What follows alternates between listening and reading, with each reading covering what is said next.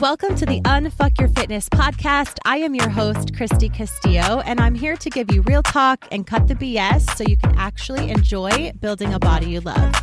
I'm a personal trainer obsessed with giving you simple action steps to take you from feeling stuck to feeling sexy. Let's go.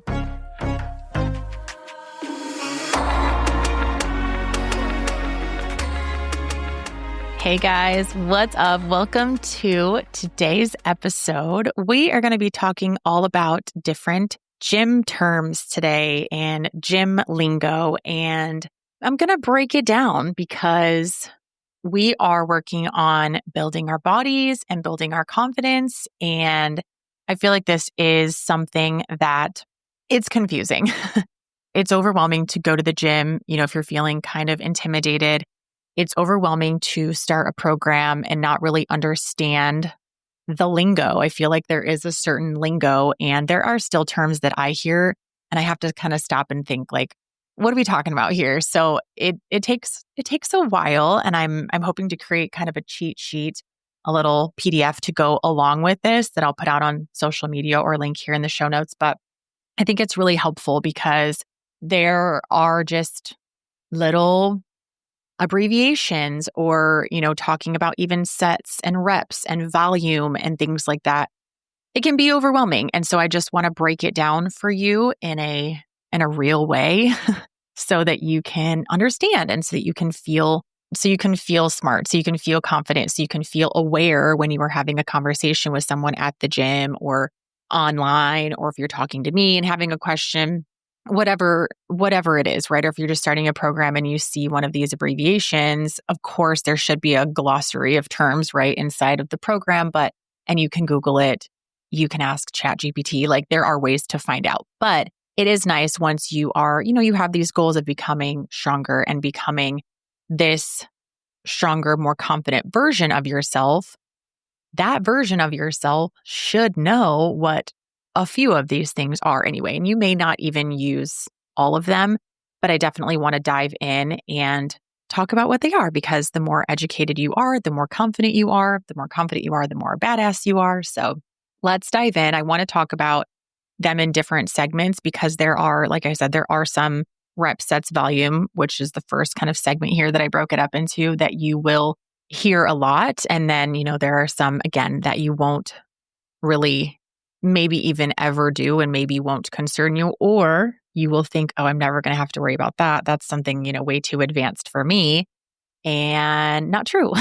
So I definitely want to break them down into kind of these segments, these different phases that I don't want to say that they are separated by importance, but definitely kind of where you're going to start out in your journey. When you start a workout program, every single workout is going to have reps, right? It's going to have sets and it's going to have volume. So we need to kind of start there and then be more advanced. So in terms of reps, sets, and volume, a repetition is one complete movement of an exercise. So one full bicep curl is one rep. I get this question a lot because sometimes if I have a combo movement, right? Let's say we're doing an RDL with, you have a dumbbell in each hand and you go down into a dumbbell RDL and then you stand upright and then you go into a bicep curl. That would be like a combination movement. And then I'll have let's say I have 10 reps listed and on the app for that particular workout. If it's a combo movement, I personally am counting that entire movement as one rep. So I'm not saying the RDL would be one rep and then the bicep curl would be rep 2. I'm saying you do the whole thing, that's one. So it's nice that, and I make mistakes on the app all the time because I'm entering it in myself, but it's nice to be able to know which one is which. So I do get questions a lot from people either just not understanding what a rep is, or, is it alternating? If you're doing, one leg, the other leg, you're kind of alternating. Is that one rep? So it is confusing. Make sure that you can ask the person that created the program, if there's any way possible, but then also use your own judgment. If you feel like you can do more, do more. If you feel like it's, you can lift heavy and do less reps and count the combo, each rep, then just kind of use your judgment. It's not the end of the world if you mess it up. So a repetition, shortened as rep, is one complete movement of an exercise. A set is a group of reps. So an example of that is 3 sets of 10 reps is the same as you're doing 10 reps of the bicep curl, and then you do that again, and you do that again 3 times. So you can group it into a set. And then volume is the total workload. So you take your sets, you times that by your reps, and you times that by the weight that you lifted. That is your total volume for that set. So my app calculates that for my clients on its own. And it'll say like you lifted X amount of weight, which is great. So more volume in smart progression equals more stimulus for muscle growth. So when we're talking about progressive overload, we want to either be increasing the amount of sets that you're doing, the amount of reps that you are doing, or the amount of weight that you are lifting. All of those in smart progressive overload will equal more stimulus for your muscle, which will equal more muscle growth. You do not have to increase the sets and the reps and the weight. You can just increase one of the 3, and that will be a form of progressive overload. So now let's talk about, in this next phase, I want to talk about intensity, failure, and effort. So now that you understand your reps and you understand your sets and your volume, which is your entire workload, right? That makes up the workout. That's the basis of it. And then you can kind of move it into different ways of being more challenging instead of just doing the same workout with the same effort, same reps, right?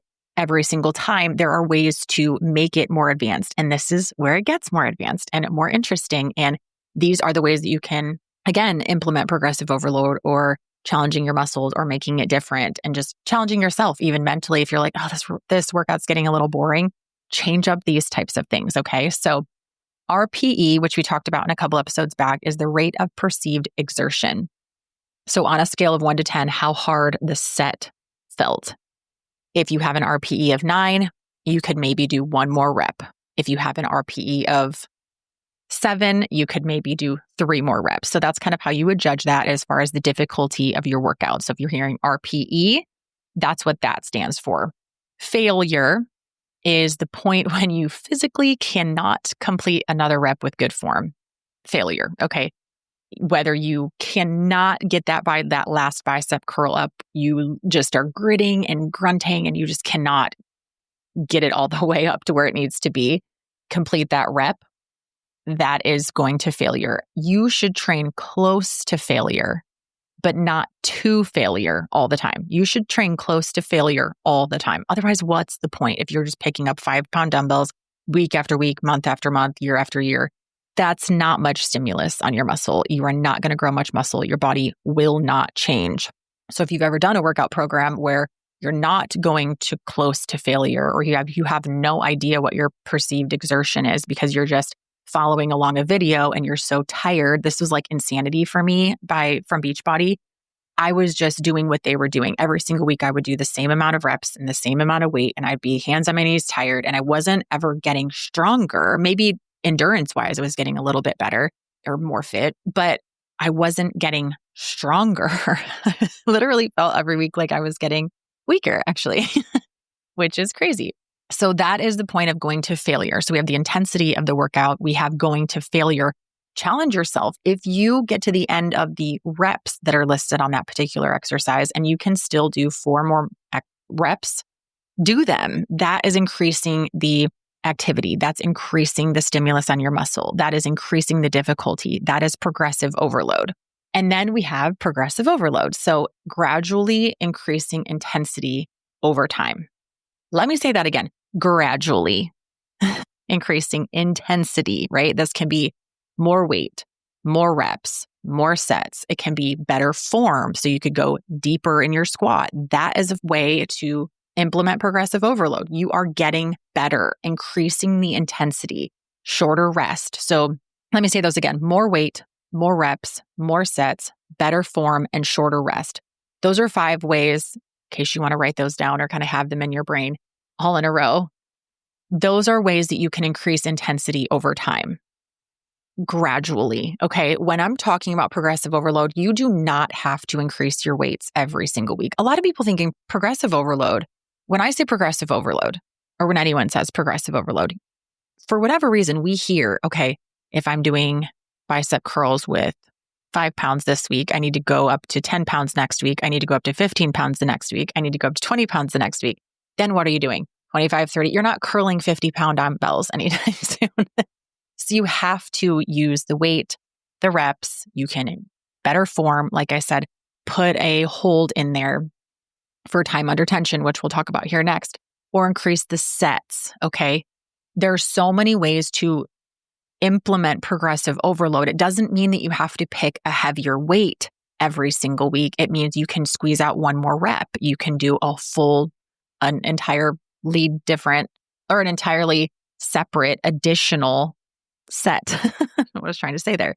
There are different ways to implement progressive overload than to just be increasing your weight. So don't always think that that's the only way that there is to challenge your muscles, because there's so many different ways, which we're going to talk about here in this phase 3, where we're talking about time, tempo, and control.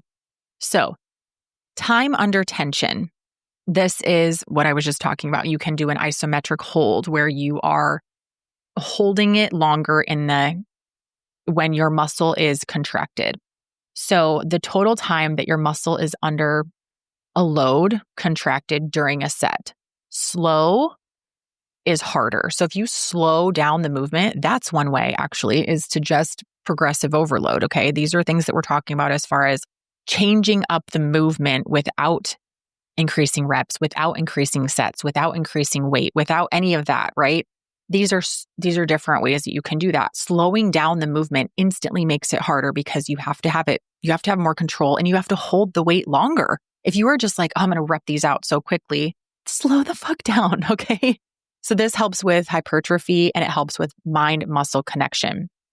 I've heard so many people rip on the bicep curl, like the isometric hold, where you're basically holding it where your elbow is at a 90-degree angle. I love to do slow and controlled bicep curls.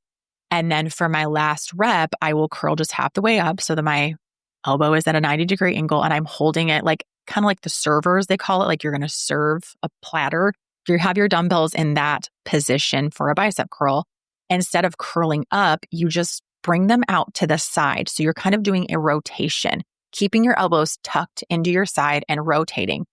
I've heard so many coaches and personal trainers say that that is bullshit, that is not a good movement, that it is not working anything, and blah, blah, blah, blah. I love it. It is at the end of, my reps, let's say I'm doing 8 to 10 bicep curls, whatever. That last one, I am almost to failure. And then I hold it in that concentrated space where my muscle is contracted and it's exhausted and it's having to work really hard to hold the muscle there. And then I put a little rotation in it. Okay, that is huge. That is time under tension without adding a different movement, without adding a ton of weight. Actually, I didn't pick up any more weight. It's the same amount of weight. So that is such a good way to help with hypertrophy and to help with that mind-muscle connection, because I really have to think that's a really small movement that I have to really think about my body executing properly. Next, we have tempo. So this would be something like if you are doing a workout program and there's numbers next to it, right? So you have your reps, and then it will say, like, for example, 3, 1, 1, 0. So this is the tempo of your movement. And this next to that, it will say, next to the 3, 1, 1, 0, it'll say eccentric, pause, concentric, pause. That translates to 3 seconds lowering, which is the eccentric movement, 1 second pause at the bottom, 1 second lift, which is the concentric because your muscle is contracted, and then a 0 pause at the top. So 3, 1, 1, 0 is 3 seconds down, 1 second pause, 1 second lift, and you're going right back into it. Okay. That's very random. That's a very random numbers I feel like I picked. This builds control and improved gains because your body doesn't know that's coming. Your body picks up a bicep curl and your brain thinks, okay, we're going to curl this up and we're going to put it back down, and we're going to curl it up and we're going to put it back down. When you slow down, either concentrically and count to 3 while you're lifting it, or even better, if you lift it at a regular pace and then you lower it for 3 seconds, because so many times when you do a bicep curl, you're maybe focused on the way up, but when you go out of that movement, you're not thinking at all. That eccentric phase is so important. If you think about lowering any kind of a weight after you've done the movement and you're going back down, you think, okay, the movement's over. Think about it not being over and think about controlling it in that eccentric phase. So good. That's how I got my first pull-up, was by kind of quickly jumping up into a pull-up movement and then really focusing on that slow eccentric movement. This builds control and it improves gains. So again, that was time, tempo, and control. Focusing on those things inside of your reps and sets is game changing. Next, I want to talk about movement mechanics, which is kind of what we were just talking about a second ago with the eccentric and the concentric. I want to break that down. So the concentric contraction is where the muscle shortens under tension. So example, lifting the dumbbell in a bicep curl, like I was talking about. When you are lifting it up, the muscle is shortening, and this is the working phase. On the contrary, the eccentric contraction is when the muscle lengthens under tension.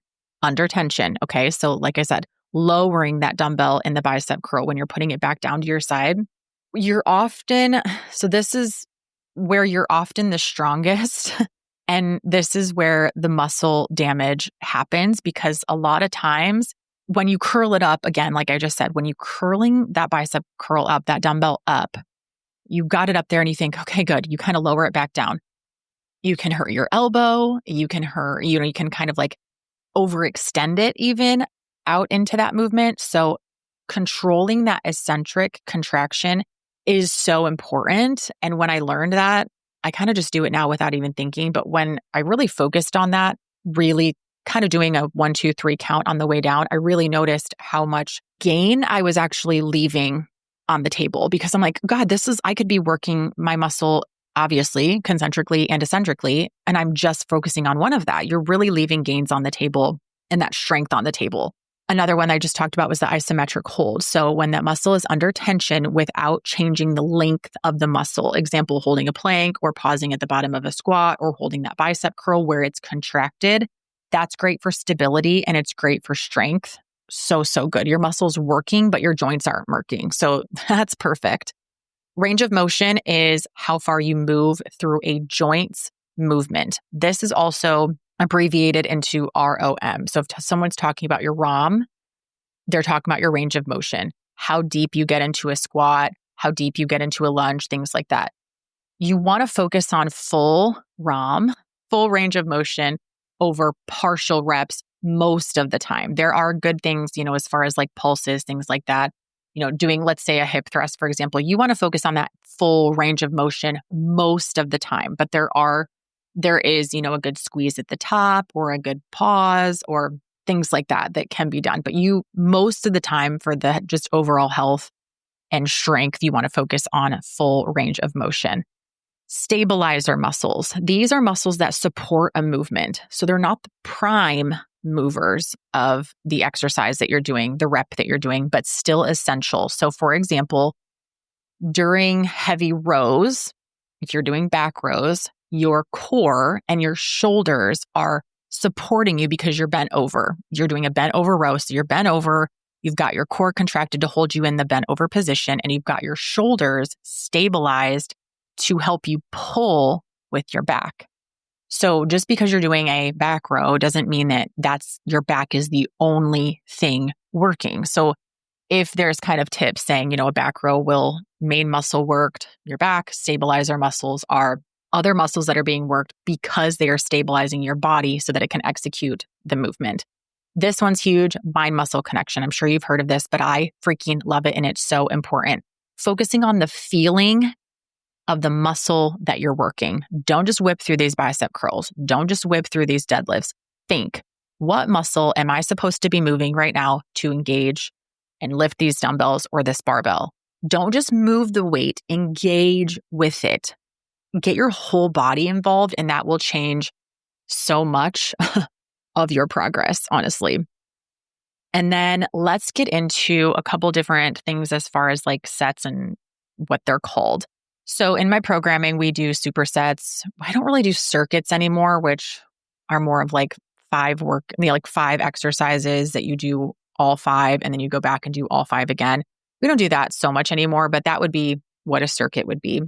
Let's talk about like the formats and the methods of different ways to train. So a superset is 2 exercises back to back with no rest. This can be the same muscle group, or it can be different muscle groups. There are benefits to both, and I really like doing supersets. I think it saves a lot of time. I think it helps people from getting bored, but there are definitely benefits to doing, let's say, like a bicep curl, and then you go right into a hammer curl. Obviously, that's going to be back-to-back bicep movements. You can also do superset of doing bicep curls, and then you can go into squats. Those would be obviously completely different muscle groups. Doesn't matter. Well, it does matter based on your goals, but it doesn't matter as far as it's still a superset. Drop set means that you hit failure with a certain weight, and then you drop the weight and you keep going. So typically when you're doing a drop set, you're going to do like this for hypertrophy, and you're going to do like burnout sets kind of at the end. Let's say you've got bicep curls again. Seems to be a popular one today. You pick up the heaviest dumbbell that you can do. You do it until failure. You drop that weight. You pick up then a lighter weight.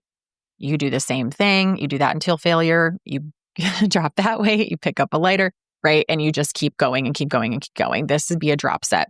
I hate those. They're so hard because by the end, you're curling like no weight, like 1 pound, and it feels so heavy, but that's great because it means your muscles are really, really taxed. So that's a drop set. If you've seen AMRAP, AMRAP, that means as many reps or rounds as possible. So if it doesn't say 10 reps, it just says AMRAP. You're going to do bicep curls and for as many reps as possible, usually within a certain amount of time frame. So you're going to push maximum effort for a certain amount of time and see how many reps you can get done in that amount of time. Speaking of time, now we have EMOM, which is EMOM, every minute on the minute. These are kind of fun. My clients like it when I put these into Fit Club. You're going to start a new exercise each minute, and you're going to rest with the time that you have left. So you will essentially set a timer to go off every minute. Every minute, you're going to start a new movement. So let's say you're going to do bicep curls, and then you're going to do crunches, and then you're going to do jumping jacks. I don't know. Every minute you're going to start. So you'll start with the bicep curls, you'll do your 10 reps, and then you stop and you rest the remaining time in that minute. And then the next minute you start your, what did I say? Don't even remember. Your jumping jacks. And you do your 10 jumping jacks, your 20 jumping jacks, hopefully like 30 or 40, honestly. You do your reps for those, and then you stop and you rest for the remainder of that minute. The goal is for you to push and kind of do that as fast as possible because you want more time to rest. The faster you get the movement done, the more time you have to rest. Those are fun. They're really challenging and they're hard, but it is fun to have kind of a goal to work towards. And then we have rest pause training. So you do a near failure set, and then you rest for 10 to 15 seconds, and then you do more reps. This maximizes volume in less time. This is something that I feel like is mostly done in like group training. I personally don't really do any of this inside of Fit Club. Again, some of these are things that you're never going to have to do or never going to have to worry about. But if you hear someone talking about like, okay, I've been going to this class and they're doing rest pause training, it means that they're doing a set near failure. Then they're resting a certain amount of time, and then they're doing more reps of that. So it's just controlled. Whereas I'm more of like a rest until, for strength, I would rather have my clients rest until they feel completely rested to be able to lift a heavier amount of weight for their next set. If you're always only resting for 10 to 15 seconds, you're never going to be able to max out on weight. Again, just depends on your particular goal. Now I want to talk about some kind of gym slang that confuses people. Okay, so these are things that definitely I hear a lot, but I just feel like it's a little bit confusing. So the pump, chasing that pump, it's kind of like that swole feeling, that thick feeling, that literally swollen feeling after a lift where you're like, oh my God, my muscles are just so juiced and plumped and they look big. It's not necessarily a sign of long-term gains, but it feels really, really good to look in the mirror and, have just done all these bicep movements and you flex and you're like, oof, I'm feeling the pump. DOMS, which is DOMS, the acronym, which is delayed onset muscle soreness, which is muscle soreness that is delayed. So it's like 24 to 72 hours after your workout, you're like, oh my God, it's been 2 days since I did that glute workout. And my glutes are just now killing me. It's delayed onset muscle soreness. You're like, oh, I'm feeling the DOMS today. That's what that means. PR is personal record, or PB, personal best. It's your best performance on a lift. So if you're like, oh, I PR'd today at the gym, or I hit a PR on squats today, it's a personal record. It doesn't have to be max weight. It can be, again, reps, tempo, form, anything like that. Form check, reviewing your technique and for safety, making sure it's effective. You're doing a little form check. Everybody benefits from this, whether you're a beginner or whether you're pretty experienced like me. Doing a form check is nice. That just means basically you're going to record yourself on your phone, go home and watch it, or you're going to turn sideways in the mirror to actually check and see, is my back straight? Am I going as low as I thought? Things like that. So doing a form check is really, really important. If someone asks you, hey, can you do a form check for me real quick? They want you to stand next to them and kind of give them a little overview on their form. Maybe say, hey, straighten your back a little bit, get lower, things like that. Lifting cues. So these are things like little reminders that are like some cues to remember for helping to activate muscles and helping to improve performance. So these would be things like brace your core or drive through your heels, things like that. So it's just a cue that helps you to think, brace your core when you're going into a movement. Sometimes I will post on my Instagram stories, like just, tips or cues for this particular exercise. And that's what that is referring to. Just short little reminders to cue your brain into doing the movement with mind-muscle connection, basically. And then these are a couple of things that I want you to know going into. I feel like these are just things that we talk about a lot, and I feel like they're very important. So glute activation.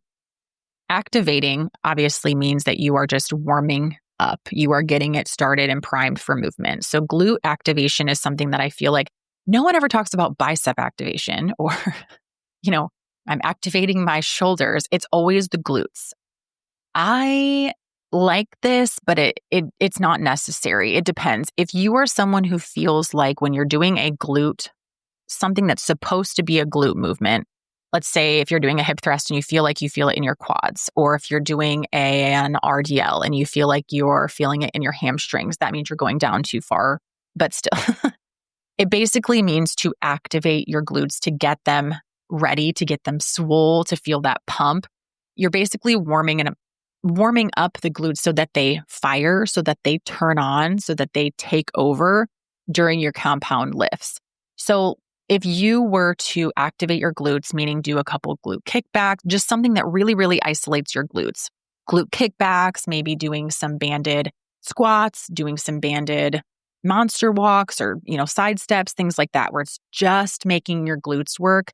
Typically, then if you go into an RDL or a squat, your glutes are going to be what fires first to initiate that movement, which is what you want if you're working your glutes, obviously. So glute activation is something that I hear a lot. So I wanted to make sure to kind of bring that one up. Next, compound versus isolation movements. We do talk about this. We used to talk about this a lot in Fit Club because I would have 3 compound workout days and 2 basically accessory or isolation days. So compound movement refers to a multi-joint exercise. So a squat, a deadlift, a row, where you are having to brace yourself because you are moving multiple joints at the same time. Isolation movement is a single joint. So you're just doing your bicep curl, you're doing your leg extension. It's only moving one joint at a time. You're focusing on one area at a time. Both of those have value. So I don't like it when people say, no, we're not going to worry about isolation movements. We're just going to focus on compound movements. I don't like that because it leaves out the single joint. It leaves out the smaller muscle groups. It leaves out some of those fast twitch muscle fibers. So both are very, very, very important. So if you see a workout program that has compound and isolation movements, that is one that you want to do. And then core engagement. This is different than just like working your abs. When you think of core engagement, you want to think about your breathing because your breathing affects your core. You want to think about bracing and holding your core tight. And you want to think about those deep abdominal muscles. Your core really is so much of your body and it's so important. So when we say engage your core, brace your core, that means we're wanting you to really think about breath, bracing, and deep inside. Okay. So do a quick, just breathe and feel that in your core and then brace yourself as if somebody's going to punch you right in the gut. How would your core brace tighten up if you felt like somebody was just going to freaking sucker punch you? That's how you should be so tight in that movement. Like before the movement, you want deep inside of your core to be squeezed. Those deep abdominal muscles, that's also going to work your deep core, which is freaking fantastic. This protects your spine and it also improves your posture. So that core engagement is so key. A lot of times you don't even need a ton of core work or ab exercises. If you just brace your core in the correct way, again, I always think if somebody's just going to come up and punch me and I kind of almost like breathe too, like you're kind of scared like somebody's going to punch you, that will get you into that natural state of bracing your core. So those are really, really important things. I know we covered a lot in this episode and it's kind of different for me to kind of go through a list and teach on these things, but I think it's really important, again, as we go into the gym and as we move into this world of watching TikToks and watching reels and consuming content on exercises and movements and what it means. And you can then see for yourself. I see a lot of programs, like I said, we're just going to focus on compound exercises. This program focuses only on compound exercises and, glute, whatever. And I'm thinking, no, I don't want to do that because I need compound and isolation exercises. So you can now kind of take this information and think, okay, now I know what progressive overload is. I can increase my weight or my reps or my sets. I don't have to just increase my weights. I can also just contract and hold it there and see how long I can hold it there after my muscles are fatigued. How long can I hold these dumbbells maybe at a rotation? There are so many different ways that are going to make sense. And then if you are at the gym and somebody says something to you, maybe tries to help and fix your form, you'll know, right? If somebody comes over to you and says, hey, work on your ROM a little bit, work on your range of motion, right? It's just kind of that gym lingo that's kind of fun to be able to know. So I wanted to be able to bring this to you in a way that's going to help you unfuck your fitness and to help you be able to understand this. But the gym world is an entirely different world in itself. And there's a lot of lingo and there's a lot of things. And I know it's overwhelming. You don't need to know a lot of this to be able to have a great workout. But when you're feeling stuck, you're feeling plateaued, you can now go into, okay, all I need to do is kind of control my tempo, add a couple reps, things like that. Like you are now more in control of what all of this means and what makes the most sense for you. Remembering to brace your core, remembering to push through your heels when you are going up into, out of the squat position, when you are pulling the barbell off the ground for a dumbbell, you can really push through your heels and get extra muscle activation in there. So it's good stuff, something we needed to talk about for sure. So I hope you enjoyed this episode and I will talk to you in the next episode. Thanks for listening to today's show. Go ahead and leave a rating and a review. And of course, follow the podcast so you don't miss out on any future episodes. And I would love it so much if you came to connect with me over on Instagram at Christy Castillo Fit. I will see you next time.